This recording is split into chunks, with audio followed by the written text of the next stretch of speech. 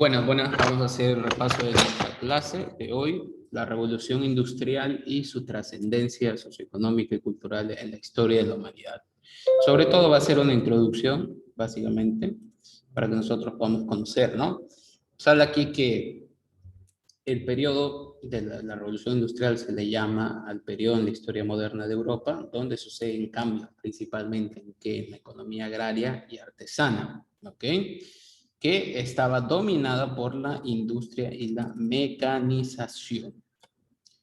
Desde la segunda mitad del siglo XVIII en adelante comienza en Inglaterra una profunda transformación de los sistemas de trabajo, que ya no sean de aspectos manuales, sino mecánicos industrializados. Y también de la sociedad va a tener una reestructuración.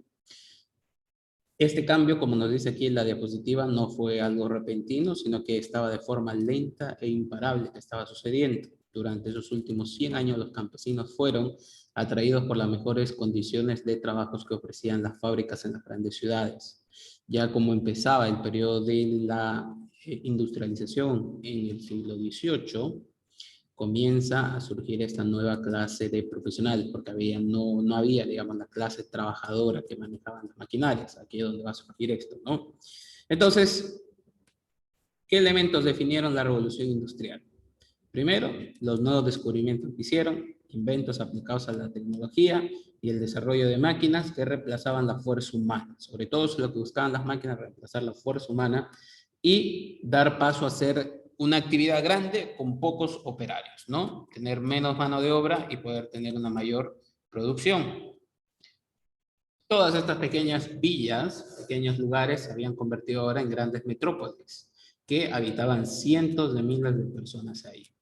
Ahora, los antecedentes, antes de esto, la revolución industrial, encontramos a una Europa del siglo XIV con hambrunas, con epidemia, habían tenido la peste negra, diezmaron su población, tenían una crisis secular, ¿no? Estaban en una transición del sistema feudal capitalista, ¿no? Tenían regímenes absolutistas, etcétera, etcétera. Y de ahí ya nosotros hemos visto en anteriores clases que Marco Polo va a buscar la ruta de la seda, y cuando él hace estos viajes, ¿no? Y él vuelve, les muestra, les cuenta a la gente de que hay lugares donde la gente vive bien, que en esos viajes que él había hecho a Asia, encontró que personas vivían una calidad de vida buena y que muchos de ellos no tienen una calidad de vida humanitaria, ¿no? Y esto hace despertar el deseo de los europeos de buscar nuevos lugares. Es por eso que luego, cuando en 1453 los turcos bloquean lo que es Constantinopla, que era un puente para poder llegar a Asia por esta ruta de la seda, hay que buscar ahora nuevas rutas alternativas. Y es donde Colón llega a América y conocemos ya después la historia de todo lo que sucede, ¿no? La colonización de América. Pero ¿qué había sucedido? Que España había sido inundada de plata y de oro en pocas décadas, algo que ellos nunca habían vivido. Y creyeron de que estos minerales eran inagotables, que nunca se iban a terminar, jamás.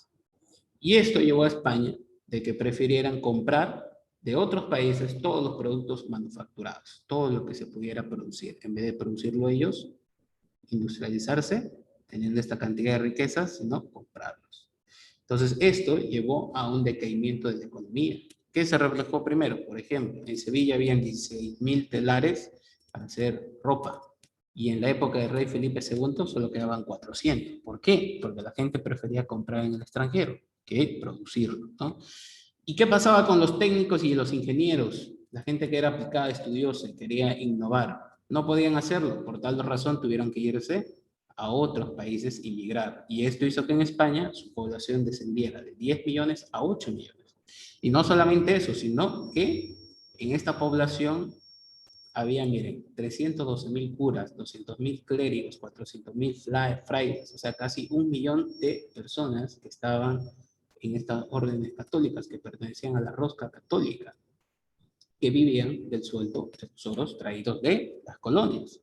Habían 722.000 nobles, criados de nobles 250.000, había otro millón de personas que estaban en la nobleza y los que la servían, ¿no? Entonces, y había 2 millones de mendigos en España, 2 millones. Entonces, toda esta riqueza llegó a hundirlos también. Llegó. Incluso las minas, por ejemplo, no quisieron explotar sus minas de España, no porque el valor iba a caer, prefirieron dejarlo ahí guardado, ¿no? Entonces se estaba desarrollando en Europa el capitalismo y España se empobrecía y estaba decayendo, ya no tenía la misma hegemonía. Entonces, toda esa monarquía había despilfarrado todas las riquezas en artículos suntuarios, en diferentes cosas, malas inversiones que ellos hacían, ¿no? En cambio, los países europeos empezaron a sacar provecho, especialmente Inglaterra, que estaba cerca, venderles cosas, industrializarse, avanzar, ¿no? Y todo eso había renunciado a España para vivir una vida suntuosa y de despilfarro. Para finalizar, dice que Domingo Faustino Sarmiento nos dice que, bueno, él cuando volvió a España dijo, he estado en Europa y en España, ¿no? Separando España, como diciendo España está inferior a los otros países europeos, mostrando que España tiene que desafricanizarse todavía, ¿no? Porque está más arraigado a un viejo mundo.